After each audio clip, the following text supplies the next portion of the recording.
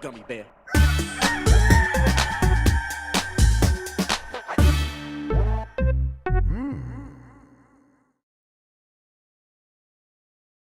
Hey everybody, welcome to Game Mess Mornings with me, Jeff Grubb, your host from giantbomb.com. Thank you for tuning in. In this episode, we're going to be talking about people showing up for that Elden Ring game and why hoarding makes Steam worth it. It's going to be a good one because we have TurboShawn McDowell on the show. Sean, how are you doing?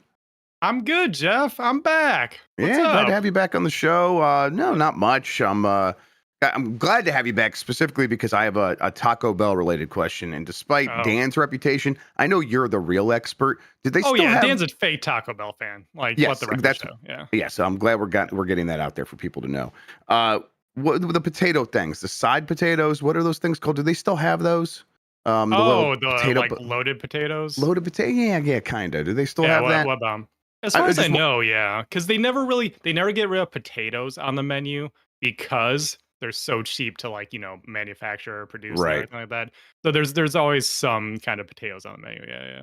Okay, yeah. I just remember that was my go-to side at Taco Bell for a couple years there, and then I haven't had it in a very, very long time. So and it's not something they ever talk about, right? They're always talking about they got the $5 box with the chalupas and stuff. No one's ever talking about the potatoes. Taco Bell. I mean, also the potatoes are overpriced. It's like $3 for one of those things nowadays. Yeah. It's awful. Cheesy Fiesta potatoes. That sounds right. Fiesta potatoes. That's right. Yeah. Okay. So you can tell. I never get those. No. Yeah. Who does? I think most people don't. So, but you're I'm right, still lamenting the fact that chicken nuggets are gone from at least my Taco Bells. Yep. And those really good. Unfairly maligned those chicken nuggets, in my opinion. I don't know who's doing the maligning out there, but y'all just got a bad batch. Those are some good nuggets, and I hope they bring them back because damn, they're tasty. What you been up to? You been playing anything? Anything you want to talk about that you've been dying to shout at the Giant Bomb audience? I've been floating between some stuff. Switched to not a ton to play on it really. So I've been, kind of just going back to some old stuff while I'm not playing Mario Kart, revisiting Pokemon now that doesn't run like absolute garbage. Being disappointed by Persona 5X because that game is it's not very good. You do enjoy some of the MiHoYo games, right? I do. Does it compare unfavorably to those? Yeah, I was telling Mike the other night when we were doing a show that the problem with it is that it has like an uncanny valley relationship with Persona 5. Oh, weird. Where they're trying to just retell the story of Persona 5, but with new characters. But because they're simplifying things for mobile and adding the gacha monetization, everything's just a little bit worse. So I'm in the situation of, well, why wouldn't I just play Persona 5? Which, by the way, we downgraded. Everyone's mentioning in the chat the Subway Slammer. That's the main villain of at least the early part of the game. A dude who slams into people on the subway.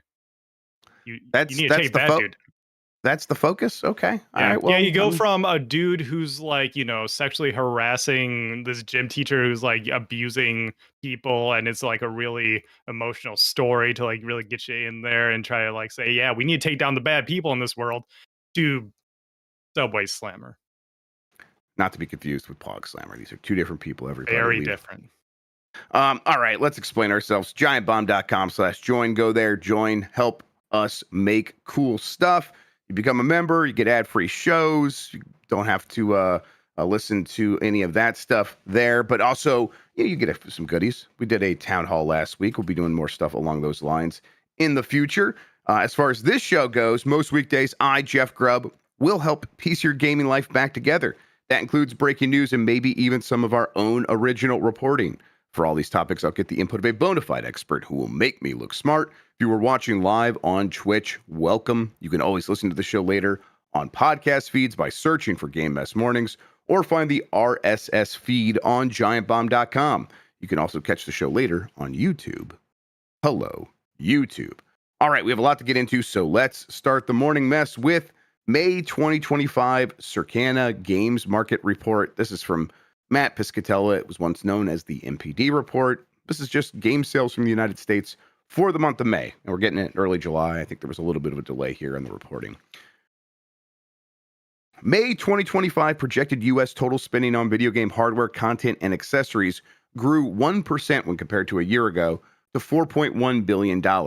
Year to date spending finished the month 6% behind 2024's pace at $21.8 billion. So the year's still down overall, even if May was able to kind of get even with whatever happened in 2024. For spending tracking, May video game content spending increased 2% when compared to a year ago to $3.7 billion. The growth was led by a 29% gain in non-mobile subscription spending when compared to May 2024. May 2025's top 20 best-selling games includes, at number 1, Elden Ring Night Reign. Number 2 is Doom: The Dark Ages. And then we get into stuff like Forza Horizon 5 and the Elder Scrolls. Wait, is this the? Yeah, this is it for everything. Yeah. The Elder Scrolls 4 Oblivion Remastered, Call of Duty Black Ops 6, MLB The Show 25, Minecraft, Grand Theft Auto 5, NBA 2K25 at number 9, and number 10 is EA Sports FC 25. Kind of familiar story where the new games do break in, and then it's a lot of familiar games making out the rest of the list. This is the last sales report we get, Sean, before the Switch 2 launched. That'll be in the June report. I think overall, like, we keep looking at the console market and be like kind of poking it with a stick, saying, "Hey, do something." And I think that it's still mostly in that position, but it's just things aren't like grim. Like, things aren't falling apart over here, or maybe they have fallen apart enough, and that's sort of stopped, and it's kind of reached equilibrium. But it does feel like this is still a pretty vibrant market where people spend a lot of money. And this is not just consoles, it's PC as well. And then there's some mobile spending in the data. But overall, it just seems like gaming isn't in a decent place. Is that the sense you get from like looking at these numbers? Because clearly, when we look around at anything else, that's not the sense we get. Yeah, I think the feeling that I get with gaming in general right now is that it's in a weird place right now, maybe a transitional place. Like you were saying with the consoles, it's not necessarily doom and gloom, but especially, this is from May, the data that we're looking at here. But the vibe that I get from everyone, even ignoring everything that's going on with Microsoft and all that, we are just seeing a shift in how people interact with games, how people buy games, and because of everything related to the business of that, what people are buying. I think that's reflected here, where you do see like you see the big new thing of the month. That's the one that everyone wants to jump onto. Yeah. But other than that, I don't know. I see some weirdness in here. People are maybe trying some different things. I think we get into it after this, like Star Wars Battlefront 2 being back on the menu. Yep. Apparently, I don't Yep. know. People don't people don't know what to do right now, so they're just trying some different things. Maybe trying some cheaper things, and it's caused the the top 20 here to look a little different than I think you may expect. Yep. A little bit. I think overall, like, the story continues to be, oh, this is an industry where you can make money, but can you have that growth that you're looking for? And it's like, well, no, that definitely not. And I think what looking at the Microsoft layoffs in comparison to stuff to this kind of information, it does feel like this industry will, in the next couple of years, and it's happening now for sure, lose the interest of these mega corporations. I think there was an idea that, like, we can treat gaming as one of these areas where it's really dynamic and we could do stuff and we can make a lot of new money there. And I Yeah. think that's a story they can't tell themselves anymore. And I'm at a point, Sean, where I'm like, okay, so what? That is what has happened here. The Microsofts of the world are probably going to slowly detach themselves from the kind of gaming that I'm interested in. And Yeah. while that's that means a lot of money is going to exit the space. I do think the industry is at a point where, I say industry, but the creative medium of people making games is at a point where they can kind of catch what like the remainder of like what is left over. If we Right. stick around and keep playing games, we're going to find stuff that we're going to be interested in. We're at a point where indies are starting to feel like double A and double A is starting to feel like triple A. I think we saw that earlier this year with Expedition 33 coming out and being, like Right. a smaller game from a smaller team. And it's coming out and just capturing everyone. And, part of that is it's a little bit cheaper, it's a little bit smaller, so it's more approachable. And I think we're just going to see more of a transition of that. as opposed to, like you were saying, with the big two of the big three. Nintendo's not really in that race, but two of the Right. big three putting everything into the sort of the PlayStation style that was successful for them in the PS4 era, the prestige TV approach to making a video game. But as we're seeing, that's just not sustainable. So they are scrambling to figure stuff out. Meanwhile, people lower down the ladder in terms of making games are just like, well, we're just going to do things the way we've always done it, the way you guys used to do it, and people seem to like that, so we're going to reap the rewards. And so that's why I think those spaces are thriving more than ever before, and it's trickling out. We're looking at what, close to a decade here, but Stardew Valley, like, just absolutely capturing everyone's imagination, like, Yeah. outside of the gaming space. I think, that and some other big indies were like dominoes that slowly fell and taught people, hey, you can just get this smaller downloadable title, and it's a much more approachable thing. It's an affordable thing. I think people are more and more picking up stuff like that, because I do hear my normie friends talking more about this random game that they downloaded, on whatever console, on Steam, on their laptop or whatever. And I think we are just moving closer and closer to that. So that's why we're seeing a shakeup of the AAA space now. Yep. And I don't think it's going to be some drastic change. There will be a reason for Sony to keep making consoles for a very long time, and as long as that's there, and Nintendo's going to keep being Nintendo, It's still an things are going to. ecosystem. There's an Like, ecosystem. Yeah. it's still good for PlayStation to have that, for Nintendo to have that. It's gonna look different for Microsoft because they Yeah. own an entire other ecosystem that they are starting to lean into. Yep. Yeah, and as Lexi points out, something like Peak has sold 4.2 million copies on PC Yeah. alone. And Thank that's also one where, we can't understate the importance of the streamer culture. Yeah. Everyone just watches Twitch. I was blown away when I saw my recommended High Sonat has 200,000 people watching uh him and whoever playing Mario the other day on Yep. Twitch. Just like New Super Mario Brothers Wii. And just when you have that kind of culture, you do have people moving more and more towards these the streamer bait games, sure, but also just the smaller Steam titles and stuff. Yeah, there's something about like that those streamer bait games that it's like clearly that is what they're going for, but they have an appeal to an audience that it's just like, oh, you could tell this is about having fun with your friends, and they don't even think about like my wife saw Baby Steps, was just like cracking up the entire time. She's like, this is my humor. This is you are immediately Yeah. appealing to me, and nothing to do with streamers. Even though that game also very clearly built for that sort of idea. So it's like, I don't know, there's something in that direction where you can just be more broadly appealing in a different way that does not involve spending all of the money in the world on the visuals. In fact, it's very much the opposite, which I'm happy about. Yeah. Yeah, look at the rest of this list. Number one best-selling game of the year so far, still Monster Hunter Wilds, a game that's in a weird place, but yeah, of course. Oblivion Remastered's number two Yep. for the year still. That's when it moved up, actually. It was ranked last month as number three, and then number three for the year so far is Assassin's Creed Shadows. Yeah, I think this year's felt really good, but for these big sellers, it's been like, a lot of familiar names and ones that like Monster Hunter Wilds. Yeah, like I said, come in a weird place. So Yeah. it's It's a not lot of happening like at the top of the market. it's a lot of known quantities. Yeah. Like if you look at this top five, really, every single one is sort of something that people would be nostalgic for right now. Monster Hunter, it's a game people can play with their friends. Oblivion Remaster, 360 game people love.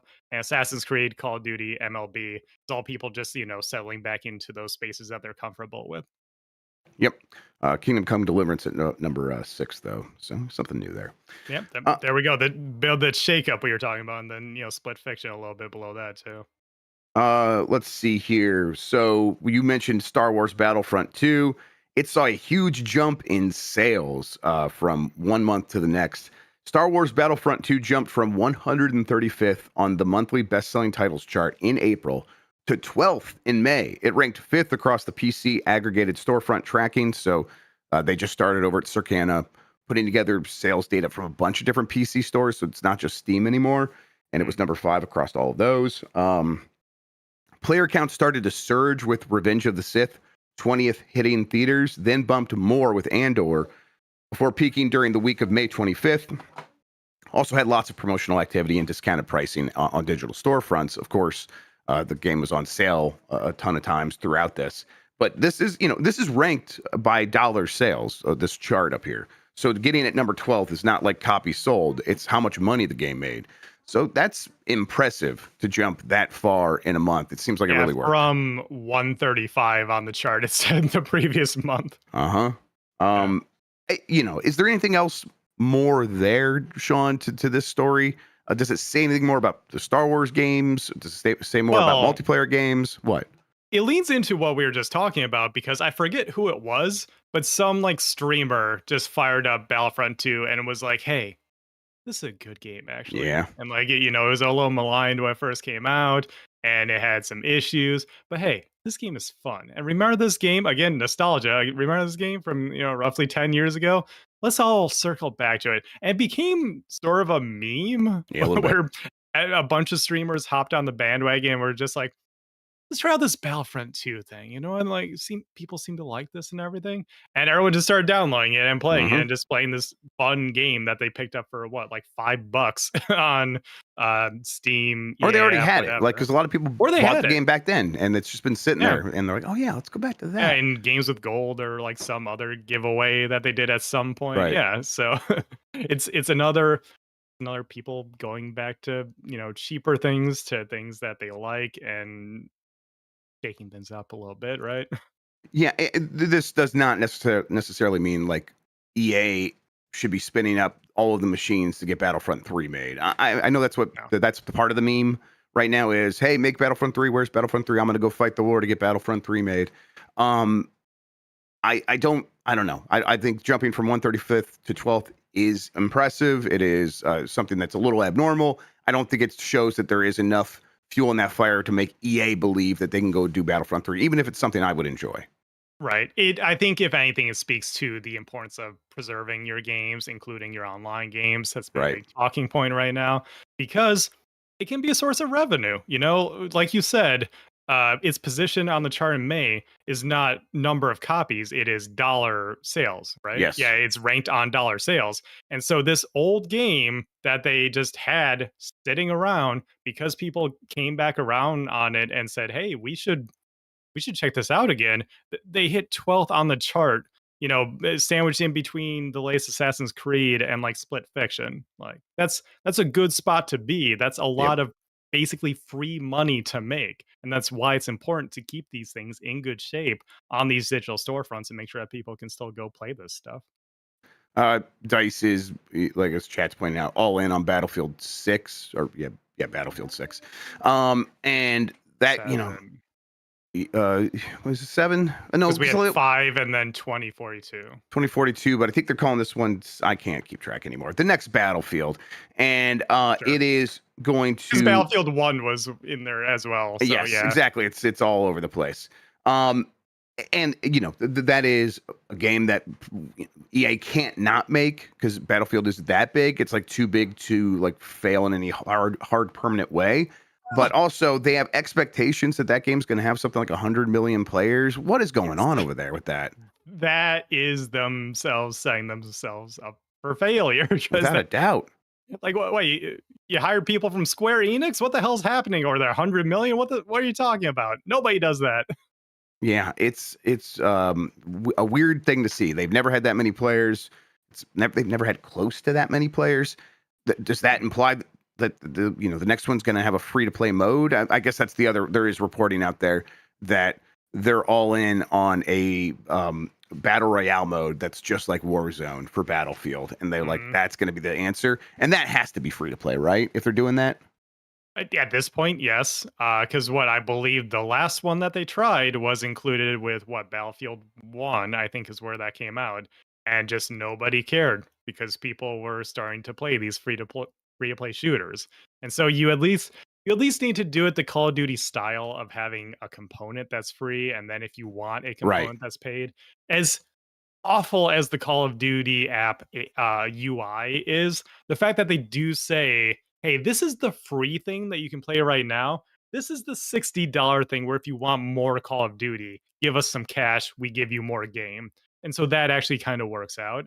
I think if EA wants to approach that, that's the path that they need to take. They need to have the free to play battle royale or some kind of free experience to get people in the door. And then say, hey, and did you know we also release Battlefield 6, which is Right. this full price thing. You can give us some money and you can like play this more traditional shooter with your friends and everything. Yeah, I wonder if they just like look internally. They have like numbers for like here's what like Apex Legends did on its first day, like that it like rushed to like Mm. 50 million players in no time. Yeah. And so Battlefield's bigger than that. It should be able to do more than that. And it's like, I don't know if that's how it's necessarily going to work. And I wondered, did Battlefield or did Apex Legends ever actually reach 100 million total players? Because they talked about reaching 50 million real fast, and then it kind of seemed to stabilize after that. And I wonder if it ever sort of just stumbled into 100 million players over time. Hey, good luck with Battlefield. I hope they've figured that out. But yeah, I don't think it's going to be able to get 100 million players. That'll be insane if it does. Yeah. All right, let's see here. Let's do this next story before we do the break. Analyst explains why Steam's 30% cut is worth it to some developers. This is from Rich Stanton at PC Gamer. Games industry analyst Chris Zukowski has cracked it and knows exactly what you're all like. Nothing but a bunch of hoarders. Yes, I'm looking at you with the huge Steam library bulked out greedily during every big sale, and which you've only ever played half of, and that's being generous of those games. The truth is in there. The amazing thing about Steam and its player base, this is the quote now, is that they buy games they aren't going to play, says Zukowski in a new post first spotted by Games Radar Plus. More than likely, the person buying your game is not going to play it. The idea here, Sean, is that Steam has created a culture around collecting and gathering games, and that's not necessarily something that is happening to the same degree on other platforms, especially on PC. And because people behave this way, there's, I think the Zukowski refers to them as a bunch of drunken sailors just spending money like crazy when they see a game sale on Steam. Because of that, the Steam PC gaming market is propped up by these people that spend a lot of money on games they don't necessarily need to or want to play, or don't intend to play. And it's like, oh, that's excuse me, that's holding up the whole thing over there, and that makes the 30% cut that Steam takes worth it because they've created that culture. Does that sound right to you? I I'm a little confused on the statement being made here because part of Yeah. me is, or I would say most of me is like, what's the problem? Everyone's There, making money. yeah, I don't think there is a problem. I think this is the problem would be that people don't necessarily like giving Steam 30% of their game sales. And Okay. this is saying, well, yeah, sure, no one likes that. But what you get in return for that is access to a marketplace of a lot of consumers who spend a lot of money kind of irresponsibly, and that's a good thing because that means more people get to make games. And sure, some people aren't going to play those games after buying them, but don't worry about that. That's not really the issue. Getting money to flow in this marketplace is a good thing. Right. And that's so yeah, it's like kind of a justification for the cut that Steam takes. Okay, yeah, maybe I'm like misreading the article here because it feels a little like an attack the way it's phrased. So I was a I little think Rich thrown Staten's off being a there. little sarcastic in this stuff. Yeah, there's a little bit of Right. a yeah. Yeah, because ultimately, as long as people are spending money, I feel like that is what the good thing is. Because then, re- look, if someone doesn't play your game right away, but they give you the cash, that's ultimately the best case scenario for a developer because their game is only going to decrease in value over time. So if they put their game on sale for like 40%, someone buys it, they don't play it for like 3 years or whatever, and then they play it. Well, the dev made more money than if that person had waited another 3 years and that game goes down to like $2 or whatever. Yeah. So yeah, I guess I do think that is a good thing in general for the ecosystem because yeah, these PC gamers will spend money left and right, even if it's not a ton of money on a game on release. Although that does happen, we do see the hot new big AAA release go to the top of Steam chart all the time, just like on consoles and everything. But you also do get them spending a bunch of little money here and there. So sure, they may not have spent 100 and God, what are we up to $210 on 3 new games that month, But if they did spend, like $150 in a Steam sale and everyone gets a little piece of the pie, I that does feel like a rising tide and lifting all the ships in there, right? I think so. Yeah, definitely. It's and it is trying to like, consumers behave in the way that they're going to behave for the most part. You can sort of kind of funnel that river and in certain directions and kind of work with it. And it's like it felt like when Game Pass came along, it was like, let's try to make this river run backwards. Let's get the money, let people own nothing, and they could try a bunch of games that they might want to play. And it's like, okay, I see the value there. I see what you're going for, and I'm down with it a little bit. But don't think I'm ever going to give up what I have over on Steam, which is I'm going to just have a huge collection of games that I might not play, but I spent money on and I own, and I feel good about that. So it was always going to be a compliment to that. But clearly, one is just more organically working than the other. It just feels like this is the way people want to consume video games, the way it happens over on Steam, and Valve is there providing all the tools to like lubricate that process as much as possible, and that's where the value comes from. Is them providing all those tools around that whether it's simple support or being able to just like deal with having a community that is right there on the service that can help you inside of the game. And there's a bunch of reasons why Valve has value in Steam, but the amount of money being spent is the number one reason that the system works. Yeah, and I think that's the value of Steam. Yeah, sort of circling back to what this article is all about, right? The value of the person, the purchaser in Steam, the user, is the fact that they are sticking around because Valve is sort of creating this loyal user base the old-fashioned way by just having good customer service, having consumer first policies on stuff. Like, even the way you said it, like I winced. I saw like some of the chat as well. The way you said, "Yeah, I own my games on Steam." And I'm like, "Well, you don't. You own a license, but it feels like you do more so than any other digital store." Effectively, yes. Well, the reality on the ground is how do I feel, and that's my reality. That's my perspective. So that's what matters to most people. And there's a reason people have huge collections of Steam games because they feel like they own them. You could be pedantic about it, for sure. We could talk about the legality of it, but that's not how people feel, and that's what we're really talking about. And that's what matters ultimately. Yes. And it's the same way with me, where I bought a couple of games digitally on the Switch the other day, and I still had this like kind of icky feeling about buying a game digitally on Switch because I'm like, Nintendo's shunned this server off at some point in time. It's the Switch. It's their new ecosystem that they're maintaining. So it might not be for at least like 20 years or whatever. But I do feel like this is going away at some point. Whereas on Steam, I'm like, well, I just have this forever because Valve's not going anywhere. They are PC gaming. And so, that's the value of, I guess, letting Valve take the 30% cut is having that loyal user base who will keep pumping money into the ecosystem. If they like your game, regardless of when they bought it, becoming a loyal fan of your games. And so that way Steam also has all the little things of like, notify me when this developer puts out a new game, notify me about my wishlist stuff. That's why people always talk about, please wishlist our game on Steam. That gets people coming back, maybe getting the launch deals and everything like that.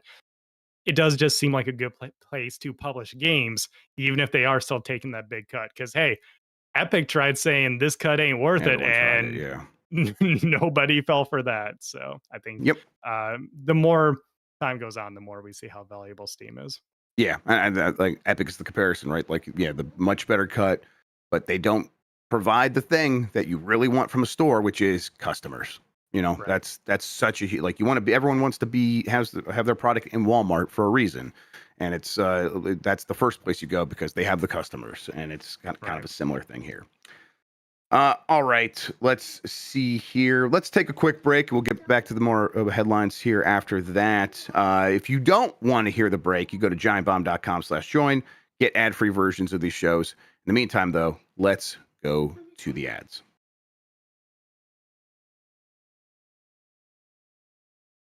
This episode of Giant Bomb is brought to you by giantbomb.com/join. Join us there, become a member. It helps us make fun stuff. It gets you ad-free content. It also helps us make some extras here and there that we'll give exclusively to you as members. It's giantbomb.com/join for $10 a month or $100 a year where you save $20. You can support us in making all the cool stuff that we make over here at Giant Bomb. Once again, that's giantbomb.com/join. Become a member now.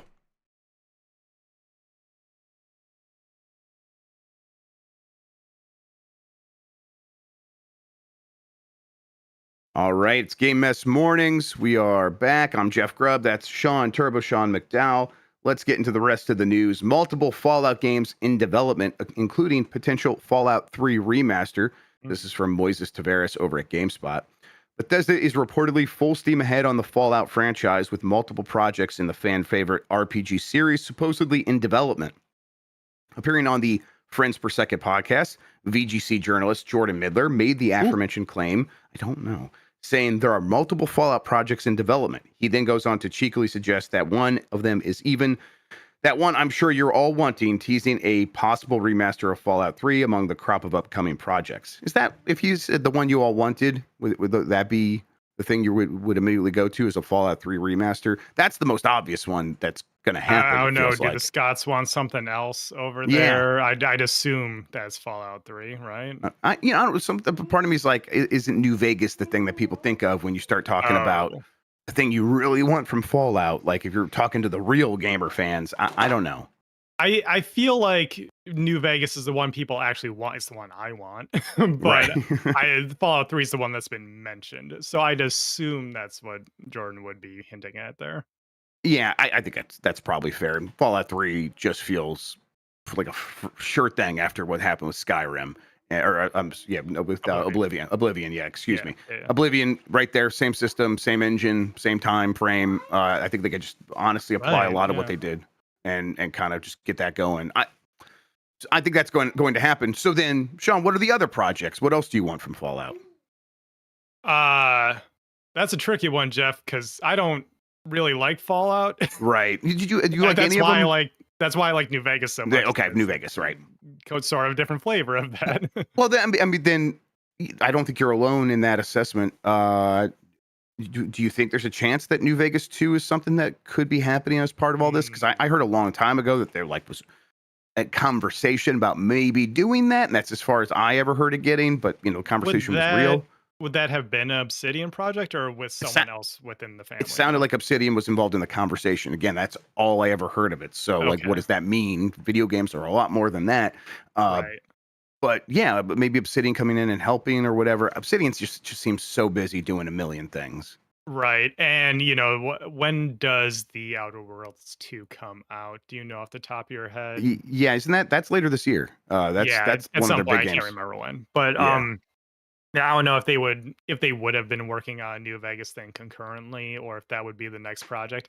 That feels like, especially when Microsoft is going to need some wins going forward, you need to play to the fans a bit. And announcing that at least studio, even if it's not necessarily a team, but the studio that did New Vegas is doing New Vegas Remastered. Yeah. I think that would garner some goodwill from people. Yeah. Right? Especially if it was like following up a Fallout 3 remaster that does very well. And it's like, hey, we're gonna do right by the fans, and also clearly you could trust that we're gonna see this through, because we're doing right by the fans in a franchise that has made a lot of money, and so it's a safe bet for us. Because otherwise, if they announce something with Fallout New Vegas 2 right now and say that's going to be coming years down the line, I'm like, well, you're going to cancel that game. You're not going to actually see that through. You're just going to cancel it. So I guess maybe that's us being very tuned in and in this moment right now. Maybe the wider fan base probably wouldn't even think about that at all. I guess I don't know. But they do need, they have to do something with Fallout. That TV show worked very well for them. Got everyone very excited, and those games were there on Game Pass, and they were updated with the backwards compatibility, so they ran really well on the current Xbox systems. Yeah, didn't one of them get a little bit of DLC or something like that? Something like a tiny bit, something like obviously, and then the live game Fallout 76, is that what it is? Yeah. America. Right, yeah, because of America. It was right there, kind of ready to catch some people as well, but it's like, whoa, there's money left on the table because there's not the next new big Fallout game ready to go anytime soon. So they do have to kind of get that figured out. And at the same time, Bethesda Game Studios is making the next Elder Scrolls game still. That's got to be their focus, because they already said that was coming. So yeah, they're still in You'd this think. traffic jam. You'd think. You're right. God, you're We right. don't know Yeah. what the hell's going on there in general Yeah. right now. Like Not a bad point. that's the Yeah. smart thing, though. That's the smart thing. Then that they haven't been sticking to the smart thing lately, so maybe that gets shaken up. But ideally, yeah. Also, I saw people talking in the chat. So Virtuous did Oblivion remastered, right? Yes.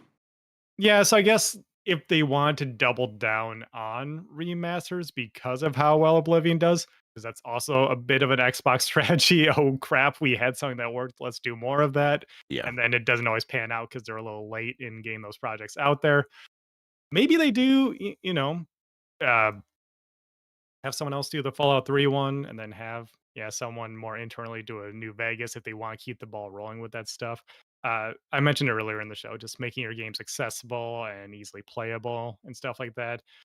It's also just a an easy thing for an IP holder to do, to then say to some other studio, "We give you some cash, you remake slash remaster this game, we get some guaranteed return on investment." It won't be huge, but it's like consistent revenue. Once again, not just crap all over Microsoft, even though they kind of deserve it as for the Deserve it. past Yeah. week. Yeah, I don't know. Their strategy over there is whack. I don't understand what their investment plan is, so they may not necessarily do the thing that makes sense to invest in right now. So I'm Right. kind of wondering in my head what the future of any of these franchises look like, if even something like a big reboot of Perfect Dark that they put a bunch of money into is something that they can just cut like that. Yep. Yeah. Part of it feels like, the siloing of these big brands, like Bethesda kind of still being its own thing over here to the side, means it will just operate the way Bethesda has. And I hope that means, they're going to keep making games. And that means these games just sort of happen naturally, as opposed to Microsoft being like, we're going to start up the initiative and try to make Perfect Dark. And we're going to partner with this other studio. Can we figure this out? And the answer was no, you couldn't. But Bethesda has already figured this stuff out a bunch of times. Not that they're in a great place, with their games. Obviously, Starfield disappointed a lot of people. But still, they can get games made and ship them. So I hope that just sort of is momentum there that even Microsoft can't get in the way of. But you're right. There's no reason to assume that won't be a problem. We'll see. I like Fallout a lot. I prefer Elder Scrolls a little bit over it, but no, I like Okay. both series quite a bit. So I'm going to see what they're doing here. And that Fallout TV show was pretty. It was a good time, and it made me want to play the games more. So hopefully they're able to get something done in the next couple of years. Yeah. Stalker 2 is coming to PS5 later this year with PS5 Pro enhancements. This is from Jordan Midler at VGC.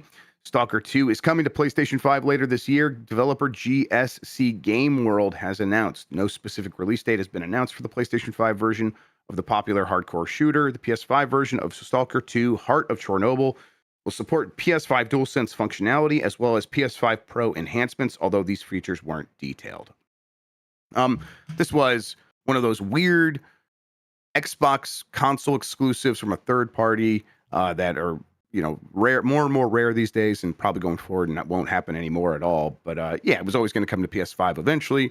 Here it is, and it's probably the right time to check in on this game, because it was a game that people seem to think there's a lot of cool stuff here, but there's some early jank, there's some problems. The game isn't running great. They probably have addressed a lot of that. It's going to run a little bit better on PS5 at this point, especially PS5 Pro.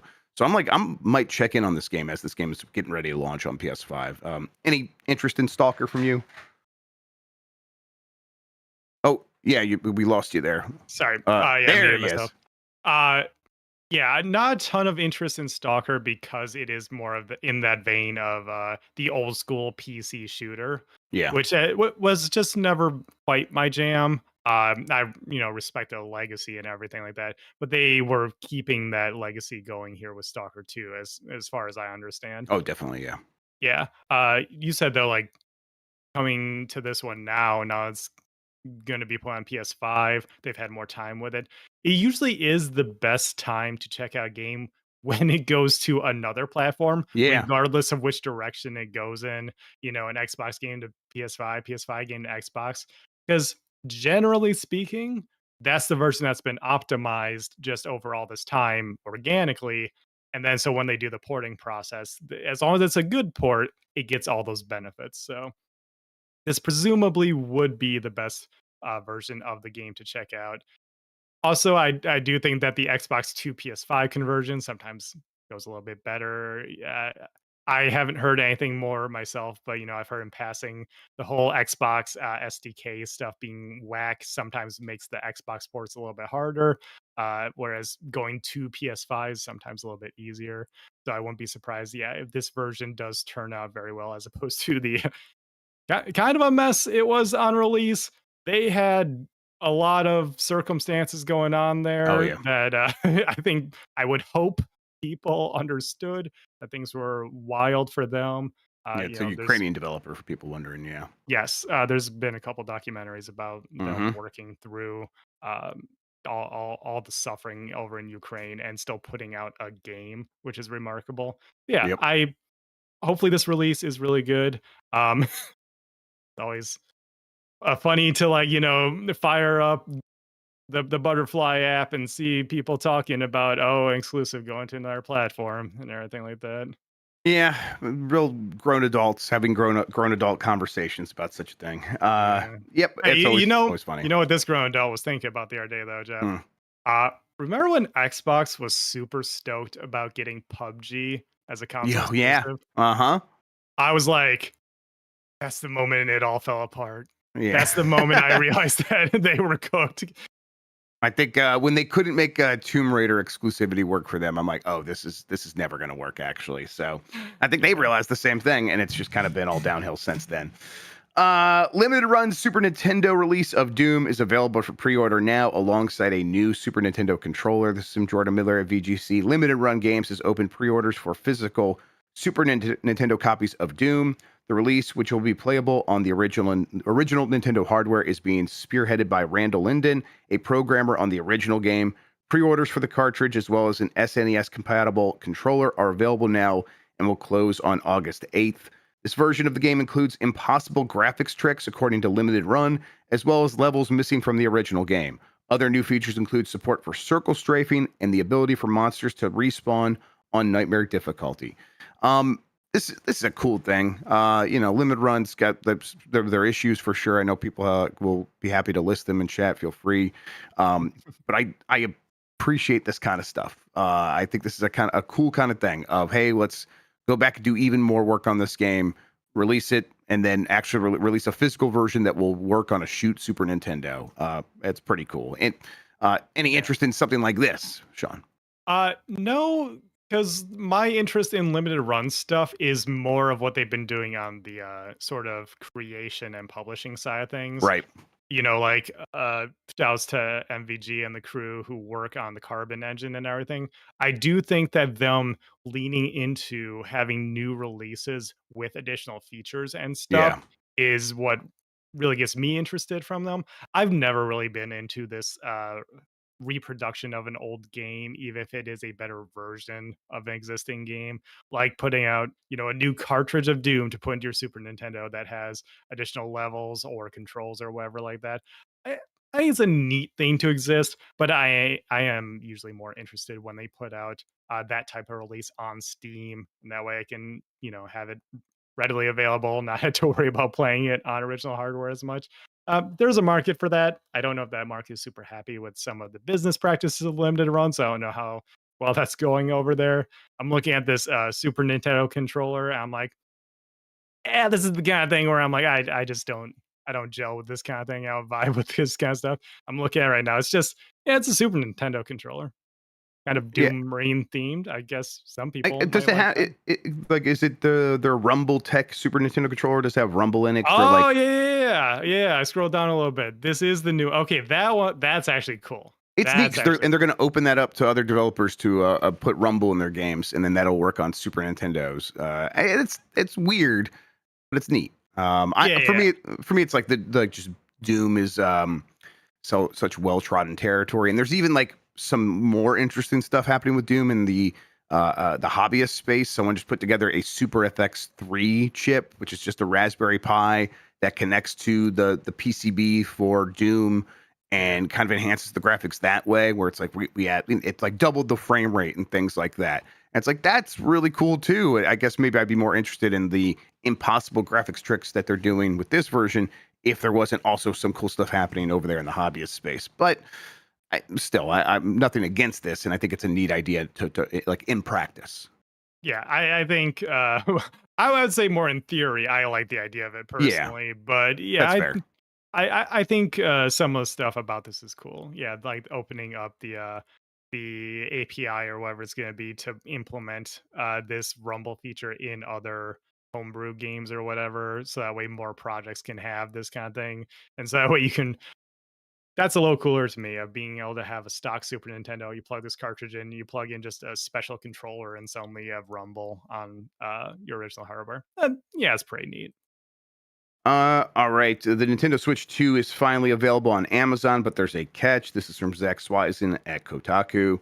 Basically, it popped up on Amazon in like the last week.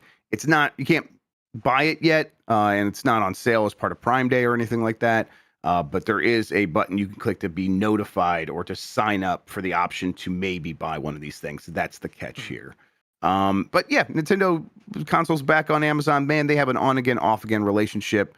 I guess I never look into it too closely to figure out what's going on over there. Well, do you have any idea, any insight into this? Yeah, it seems like now is an on again situation where Yeah, now I saw the Wario 64 post where he was just like, yeah, a bunch it's like a flood. Everything is back on Amazon. All the Switch stuff, like all the first party Switch stuff you would want, it's all back. There's listings for everything now, and the Switch 2 being here is part of that. I would assume that the reason that you can't buy one right away is because this deal just got negotiated a little while ago, and that so makes they sense. Amazon physically doesn't have any Switch 2s yet Right. to ship out to people. If I had to guess, that's why I would say because, yeah, this is all a pretty recent thing. I think it's just what an agreement on cuts.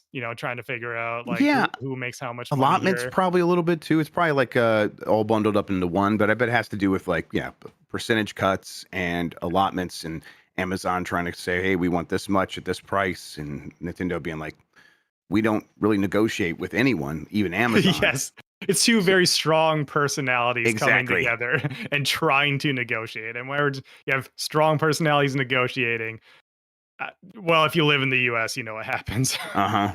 Exactly. And I think that at the same time they're like a little bit practical where like yes, we are disagreeing and I'll walk away from the table, but if I come back to the table, we can keep talking again at some point. So that's why it is so on again, off again. It's not like they're holding grudges. They're just like that deal doesn't work, so we're not going to give you the Switch 2. And then now that the deal does make sense, we're back. You can have the Switch 2. Whatever. Yeah. It's just an odd situation, but those it just could happen with these two companies. It feels like. Yes. All right, finally, Nintendo is collaborating with Crocs for Animal Crossing footwear. Ew. This is from Billy Woo! Gibbons at GameSpot. The Animal Crossing themed Crocs, which are set to launch on August 26th, will be available in both kids and adult sizes. The shoes sport a green forest background on the top segment and a water scene on the bottom, inspired by the game's locales. A variety of Animal Crossing gibbets charms come pre-installed What? on the shoes. Gibbets pre-installed. I don't think you can say that and get away with that on the internet, Joe. Yeah, that's cool. I guess really what I wanted to ask you here, Sean, is in the Wii U days, Iwata Where's was this like, look, going? it was just, I'm just like, we're talking long term here. In the Wii U days, Iwata was like, shit, we got to figure out other ways to make money. And then one of the responses was, look, we're going to figure out the game stuff. Don't worry about that.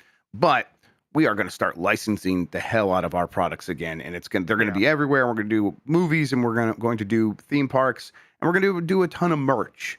Do you think Nintendo has found like a pretty good balance of, hey, there's all kinds of merch, and at the same time it still feels special because hey, it's Nintendo merch? They struck a balance there. Have they figured it out?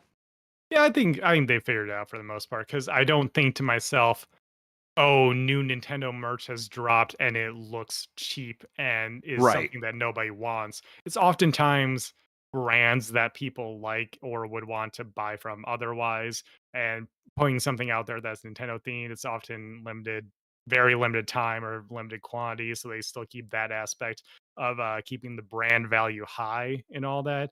And you know what? I'm look.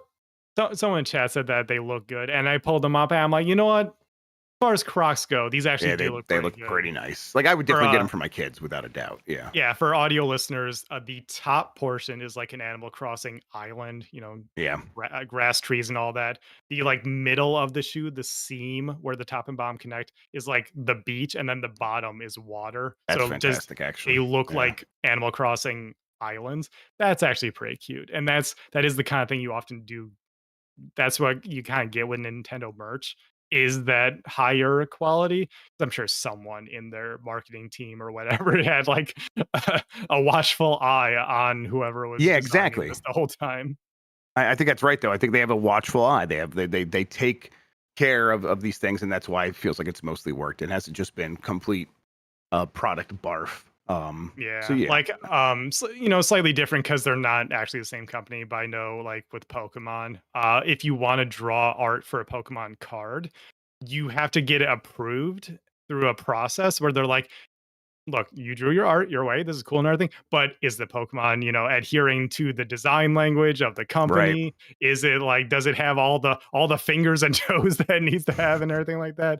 Like I heard a story of someone getting like they got approved to draw the card, but their artwork got rejected like a dozen times before they were like, Jeez. okay, finally, yes, you got everything right. We'll put this on a card. And I think that's sort of throughout the Nintendo family. I That's bet pretty I cool. bet it's very similar. Yep, I think you're Yeah. right. All right, that does it for the headlines. Let's get to the poll question from earlier this week.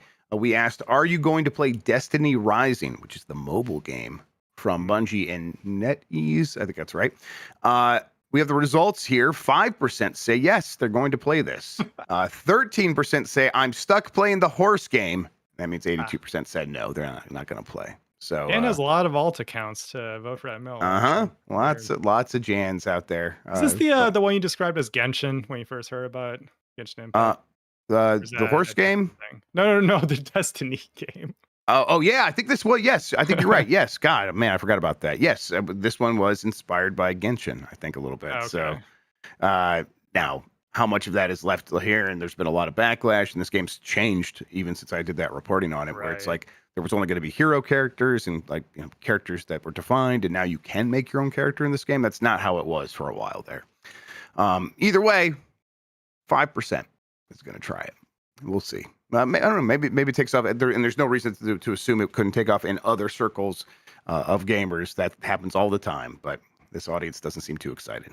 Yeah, I don't think Destiny is appealing to the casual audience in the way that it maybe once did. And Yep. so it's good luck trying to capture that audience again. All right, that does it for that poll question. We have a new one coming here in a second. Before we do that, TurboShawn, why don't you tell people where they can find you on the internet, what you have going on, all that good stuff. You can check out TurboShawn.com, SHAWN. That's just a link tree to all the stuff I do. If you want to follow me on Blue Sky, I stream on Twitch on the weekends. Put the VODs up over on YouTube. It's all the same name, TurboShawn. And of course, you can find me helping out here at Giant Bomb once again, helping out with editing and production stuff mostly. If you see a funny social video, nowadays it was probably me, and so please share that, repost it, put a thumbs up on the YouTube short, all that good stuff, boost our numbers, because as an independent Giant Bomb, it's more important than ever to get our names out there, right? Yep, and every little bit helps. We appreciate everybody. Right. All right, so we did that. New poll question: how many unplayed games do you own on Steam? I'm giving you some ranges here: 0 to 19, 20 to 39, 40 to 59, or 60 and more, or more, I should say. Yeah, I want to see the results here. How Okay, real depraved quick, are? Yeah, because I don't have your fancy Steam account. I was gonna ask you, but I don't know if that like interferes with yeah, everything. 60 or uh more. Yeah. I have a grand total of, I'm rounding up because I'm bad at math, around 440 games on Steam. And yes, the vast majority of those were random things that were included in a bundle. Bundles, yeah, bundles are going to push people like real fast over some of these numbers here. Yeah. Um, Yeah, several digits too small. Yeah, maybe I need a few more zeros in there. All right. Well, we'll see. If a ton of people are in that 60 or more, again, that's going to say a lot about what's going on over there. Okay. We did the poll question. We'll get the results of that on Game S Mornings here on Giant Bomb tomorrow. Speaking of Giant Bomb, stick around. We are very quickly going to go into what I believe is going to be a Grubb bag. I put a vote to the premium members in the Discord and said, hey, what kind of show do you want me to do? And one of the options was a Grubb bag where we go on Steam, we enter a random keyword, we find some random weird stuff, play through those Steam games, and have a good time and just hang out. And that one is far in the lead. That show right there. People we've want done that. that a few times in the past, and it was always pretty fun. So hopefully we get some good stuff out of that today. And then Dan Reichert in chat is saying, play as long as you want, Grubb, because he has to play his new Blight Club game. Sean knows what it is. Y'all are not ready for this. Nobody is ready for this. Nobody knows what it is. You've heard of it in passing, but I guarantee you nobody is expecting this. And the costume to go with it. Oh, Jeff. Dan's gonna look so cool. He's gonna look so cool. All right. Let's see here. I have what else do we have going on? Okay, so we'll do that. Then tomorrow we'll be back with all the regular stuff. Game S Mornings. We'll have voicemail dump truck. There's some other stuff happening here and there. There was a Tony Hawk's Pro Skater 3+4 quick look that went up. Everyone should check that as well. But yeah, stick around. We'll get into all that. In the meantime, Sean, thank you so much for hanging out with me today and talk about video games, man. I really appreciate it. Always a pleasure, Jeff. Thank you all for listening and watching. You are the best audience in gaming. Until next time, have a good one. Take care of yourself, and goodbye. Yummy like a gummy bear.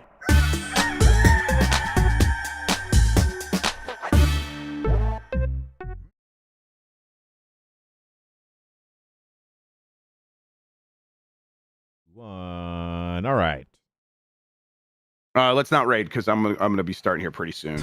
Well, fine. I didn't want to raid anyway.